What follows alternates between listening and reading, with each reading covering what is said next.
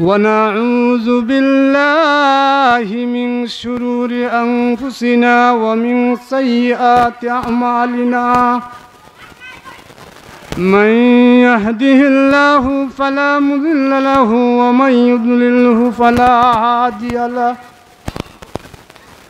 ونشهد أن لا إله إلا الله وحده لا شريك له ونشهد أن سيدنا وسندنا وحبيبنا ومولانا محمدا عبده ورسوله الذي أرسله بالحق بشيرا ونذيرا وداعيا إلى الله بإذنه وسراجا منيرا أما بعد فأعوذ بالله من الشيطان الرجيم بسم الله الرحمن الرحيم يا أيها الذين آمنوا اتقوا الله وقولوا قولا سديدا يصلح لكم أعمالكم ويغفر لكم ذنوبكم وقال النبي صلى الله عليه وسلم من صلى علي واحدة صلى الله عليه عشرا محبت الشهيد أمرا درود شريف پڑھ صلى الله على سيدنا ومولانا محمد وعلى آله وأصحابه وسلم صلى الله على سيدنا ومولانا محمد وعلى آله وأصحابه وسلم كريم السجايا جميل الشيم نبي الورايا شفيع الأمم بلغ العلا بكماله كشف الدجى بجماله حسنت جميع خصاله صلوا عليه وآله doctor Mohammad Alauddin Chowdhury সাহেবের স্মরণে আজকের ইসলামী মহাসম্মেলনের শ্রদ্ধাভাজন ব্যক্তিত্ব মহামান্য সভাপতি সাহেব উপস্থিত মঞ্চে আছেন জাতির বিবেক উলামায়ে কেরাম ও মুসল্লিয়ানে কেরাম পর্দার অন্তরালে অবস্থানরত শ্রদ্ধেয় আমার মা ও বোনেরা আল্লাহ তাআলার দরবারে আমরা কালিমাতুশ শুকর আদায় করি যেই মহান আল্লাহ রাব্বুল আলামিন আমাকে আপনাকে অত্যন্ত দয়া এবং মায়া করে একটি জান্নাতে বাগানের বসার এবং আসার তৌফিক দিয়েছেন এই জন্য আমরা জুড়ে সুরে একবার বলি আলহামদুলিল্লাহ।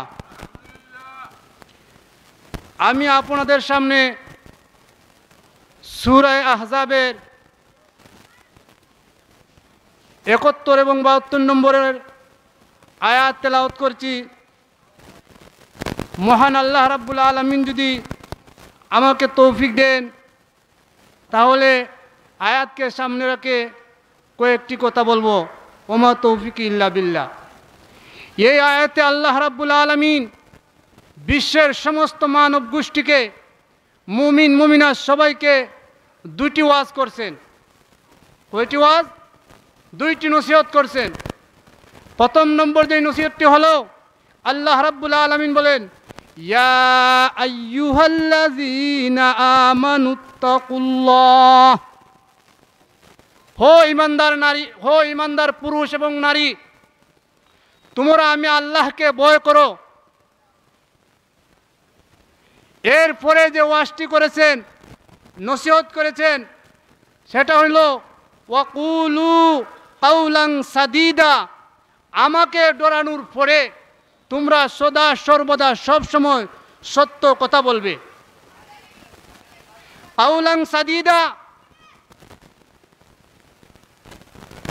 তাফসীরে নূরুল কুরআনের মধ্যে ইবনে আব্বাস রাদিয়াল্লাহু তাআলা আনহু এই আয়াতের এক ব্যাখ্যা দিয়েছেন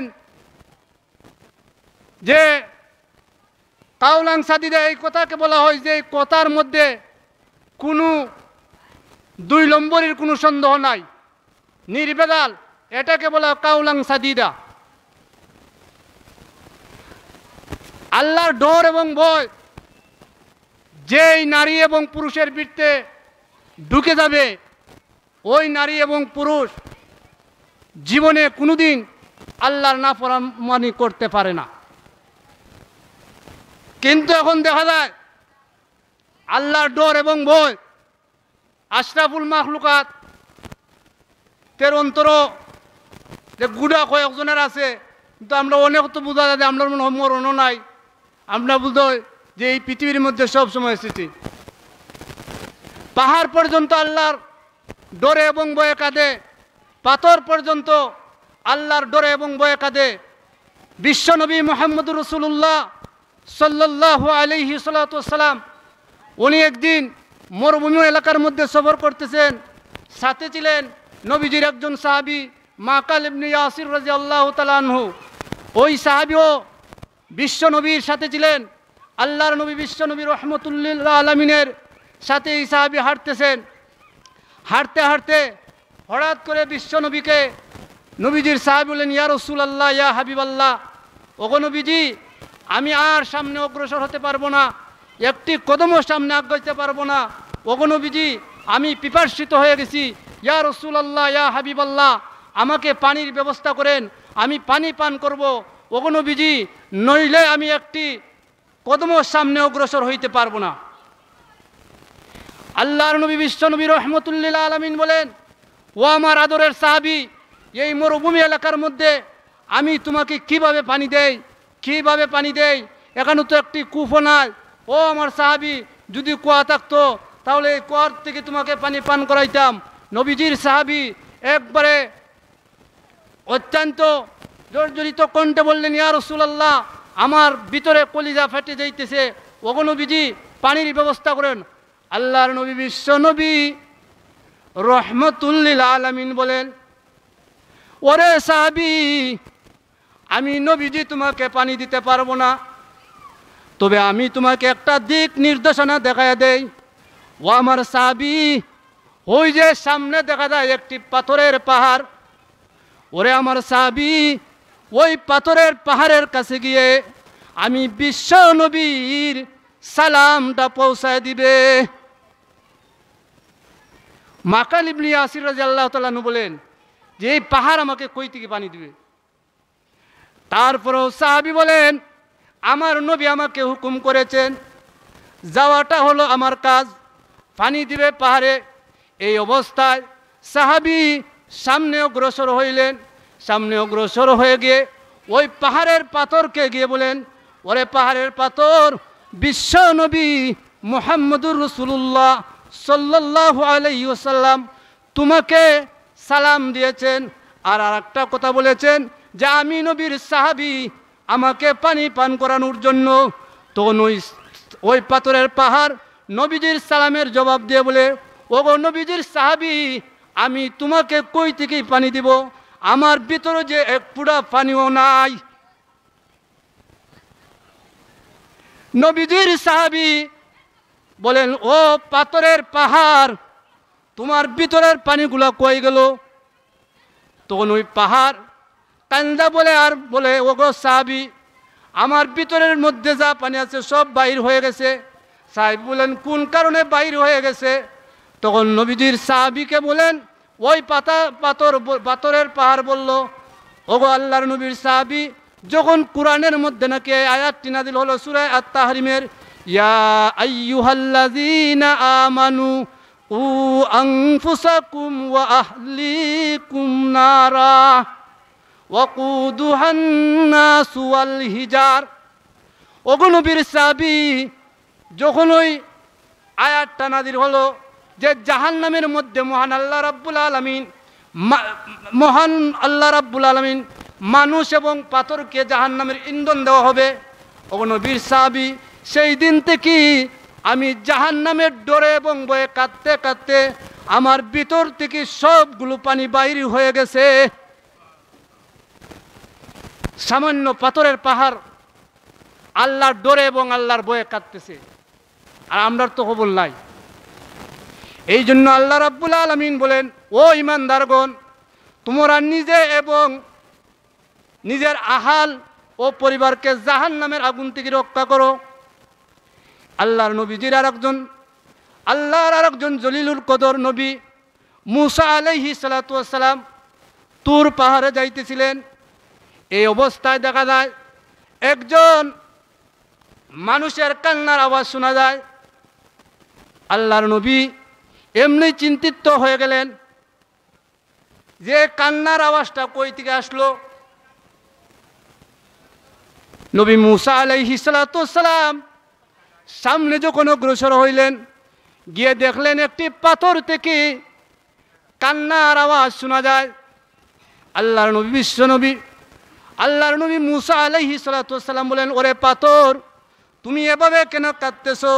পাথর তখন জবাব দেয়, ওগো নবী মুসা, আমার কান্নার কারণ হইল যখন সূরা আত-তাহরিমের আয়াতটা নাযিল হয়েছিল যে ওই জাহান্নামের মধ্যে মানুষ এবং পাথরকে লাকড়ি দেওয়া হবে। ওগো আল্লাহর নবী মুসা, সেদিন থেকে আমি আল্লাহর ডরে এবং ভয়ে কাঁদতেছি।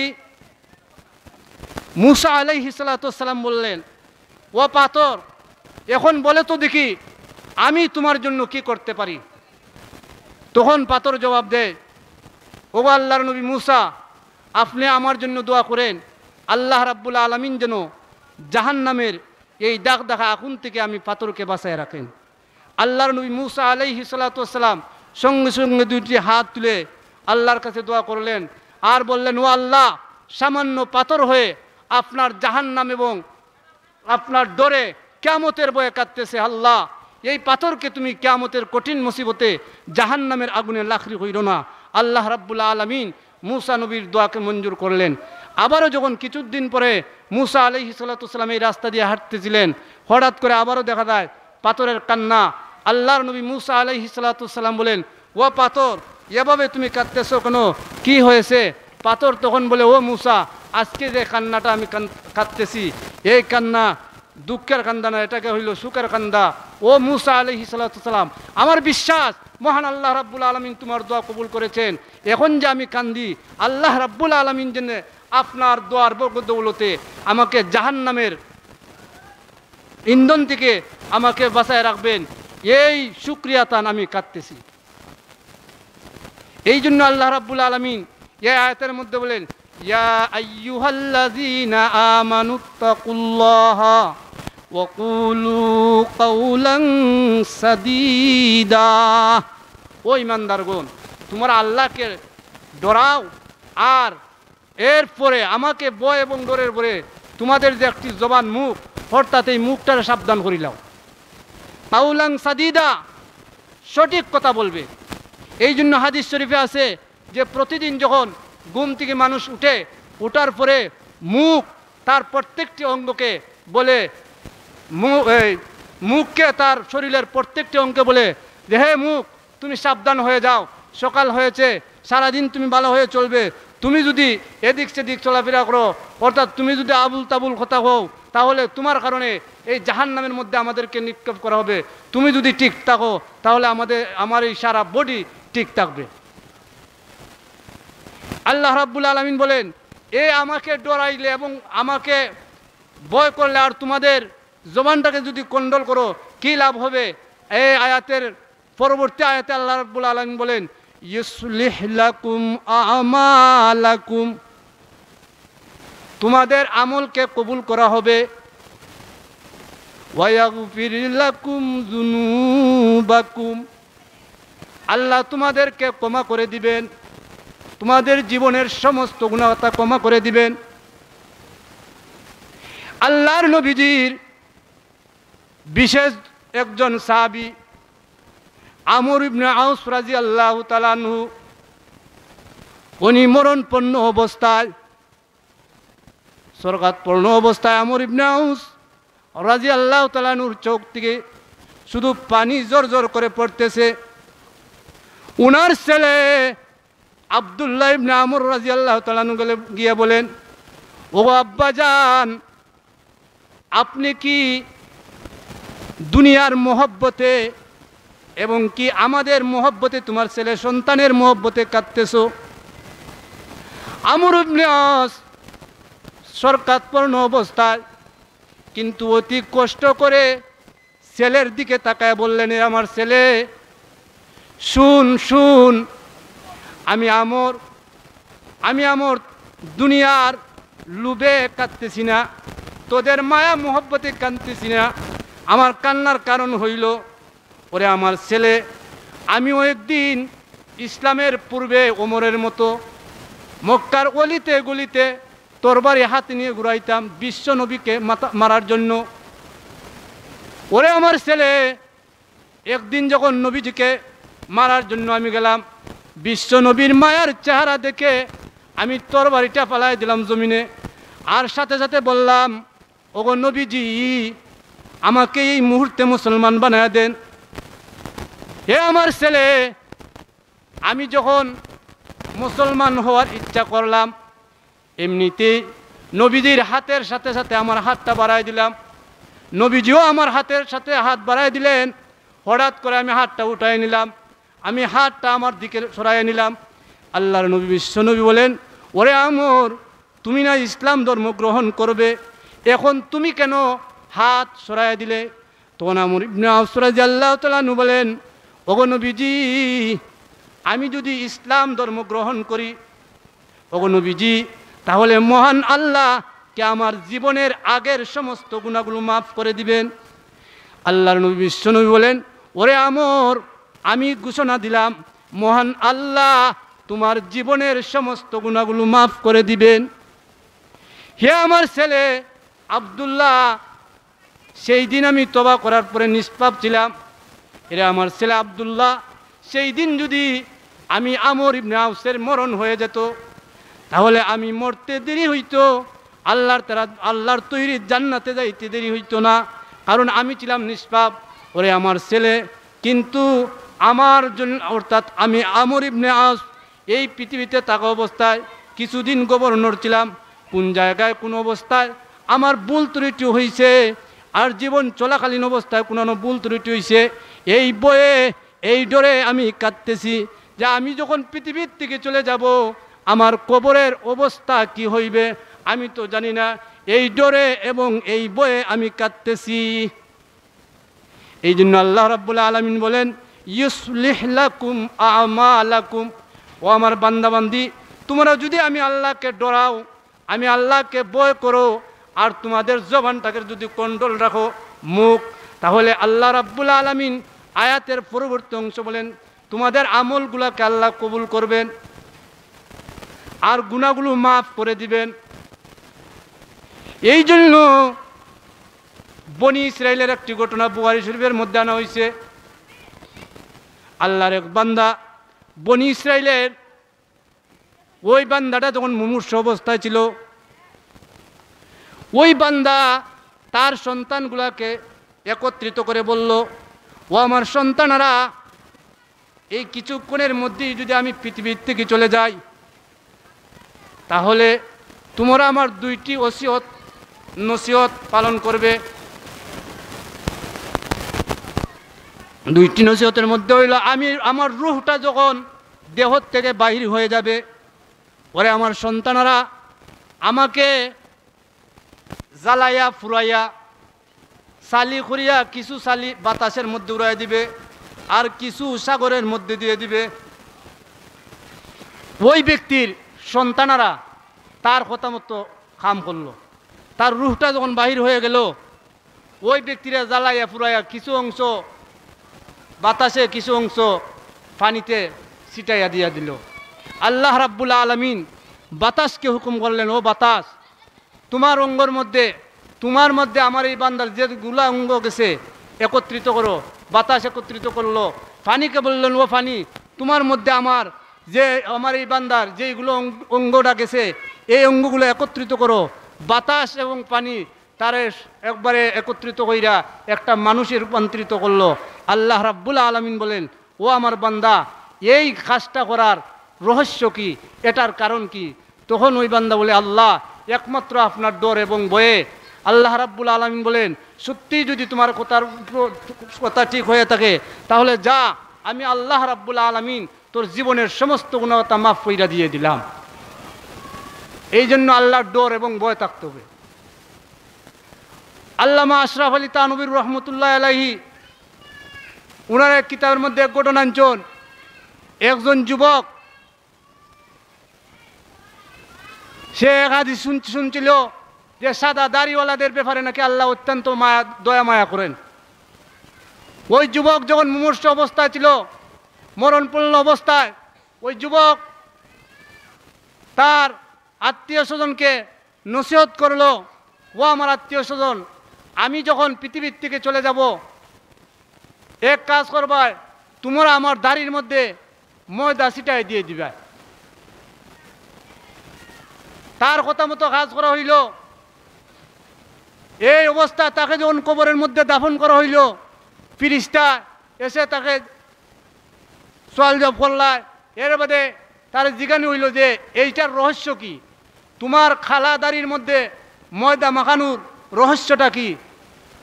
তখন ওই যুবক বলল, ও আল্লাহ,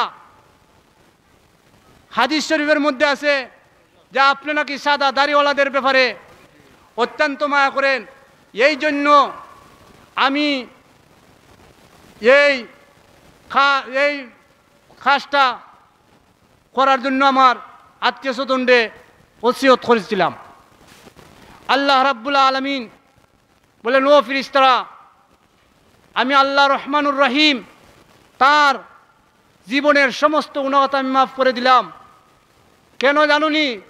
সে আমাকে আমার ডরে এবং ভয়ে এই কাজটা করেছে, আমি আল্লাহ তাকে মাফ করে দিলাম। এই জন্য আল্লাহ রাব্বুল আলামিন বলেন, অন্য আয়াতের মধ্যে বলেন, ইন্নাল্লাযীনা ইয়াখশাউনা রাব্বাহুম বিল গায়বি লাহুম মাগফিরাতুন ওয়া আজরুন কাবীর। আমার যেই বান্দা এবং বান্দি আমি আল্লাহ রাব্বুল আলামিনকে না দেখে ভয় করবে, আল্লাহ রাব্বুল আলামিন বলেন, আমার ওই বান্দা এবং বান্দির জন্য রয়েছে মাগফিরাত এবং মহা পুরস্কার। এই জন্য ওলিদের শিরোমণি হাসান বসরি রহমতুল্লাহ আলাইহি,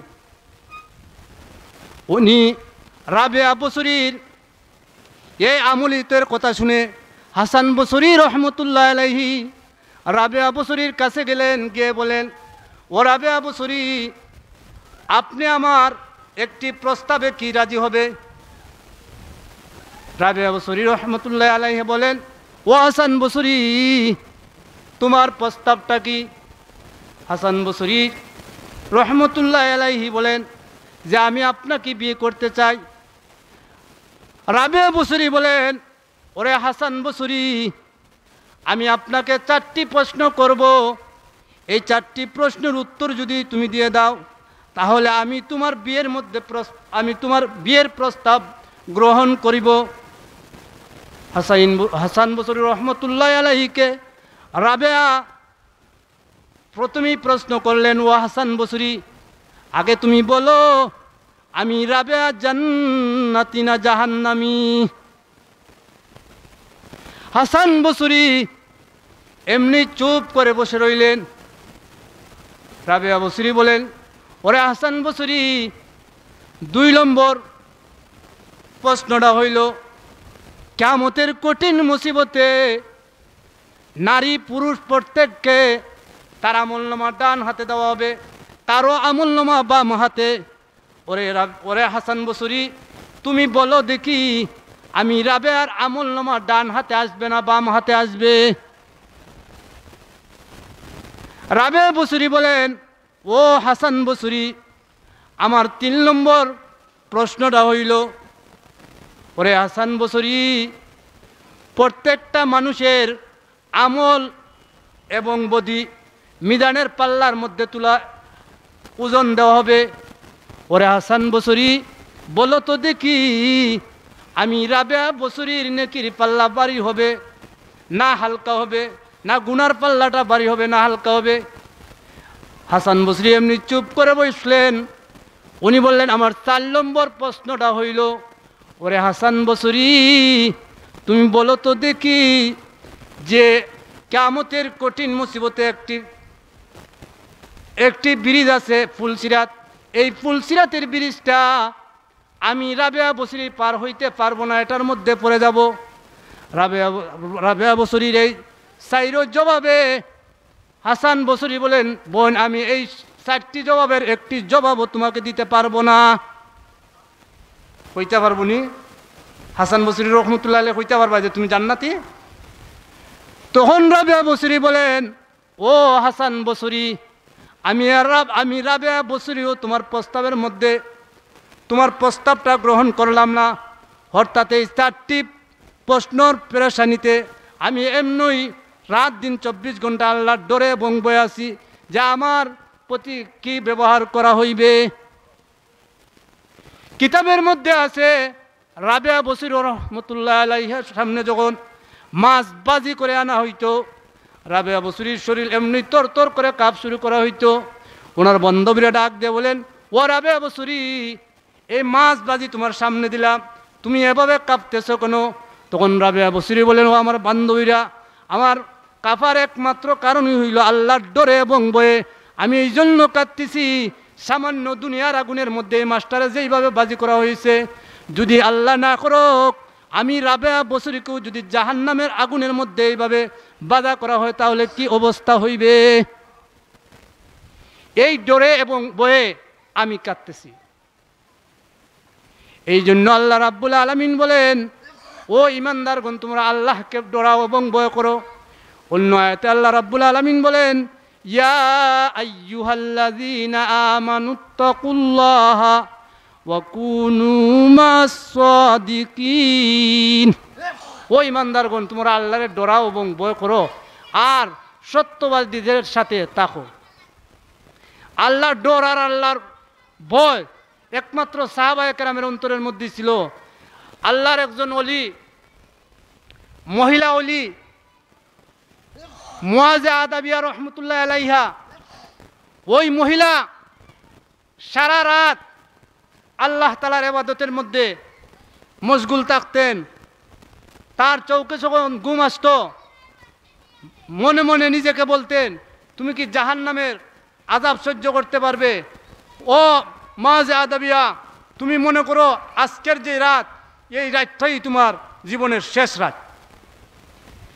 এই বলে বলে সে সারা রাত নামাজ পড়তো। দিন যখন আসতো, সামান্য কিছু সময়, অল্প সময় ঘুমাইতেন ওই মহিলা। এরপরেও যখন রাত্রিতে আসতো, আসার পরে যখন তাইনে ইবাদত বন্দগির মধ্যে মশগুল হইতেন, রাত্রে এমনি ঘুম আসতো, তখনও নিজেকে বলতেন যে তুমি মনে করো তোমার জীবনের শেষ রাত।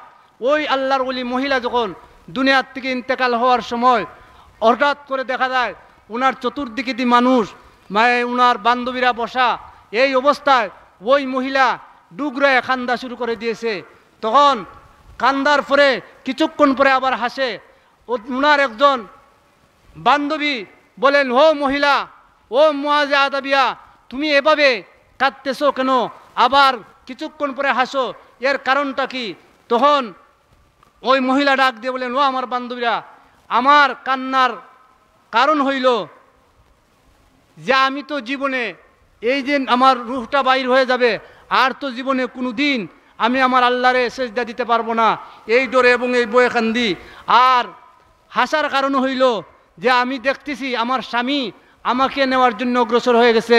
ও আমার বান্ধবীরা, এই কিছুক্ষণের মধ্যেই আমার ভিতর থেকে যখন রুহ বাহির হয়ে যাবে, আমি আমার স্বামীর সাথে সাক্ষাৎ হয়ে যাবে। সাথে সাথে ওই মহিলার রুহ বাহির হইয়া তার স্বামীর সাথে সাক্ষাৎ হয়ে গেল। এই জন্য আসুন, আল্লাহ রাব্বুল আলামিন বলেন, ও মুমিনগণ, তোমরা আমি আল্লাহকে ভয় করো এবং ডরাও, আর সব সময় সদা সত্য কথা বলিবে। এই কাজগুলো যদি তোমরা করো তাহলে তোমাদের ফায়দা হবে। আল্লাহ রাব্বুল আলামিন তোমাদের আমলগুলা কবুল করবেন এবং তোমাদের জীবনের সমস্ত গুনাহতা মাফ করবেন। আল্লাহ রাব্বুল আলামিন আমরা সবাইরে যতটুকু আলোচনা করলাম, আমাকে এবং আপনাদেরকে আমল করার তৌফিক দেন। ওয়া আখিরু দাওয়ানা আনিল হামদুলিল্লাহি রাব্বিল আলামিন।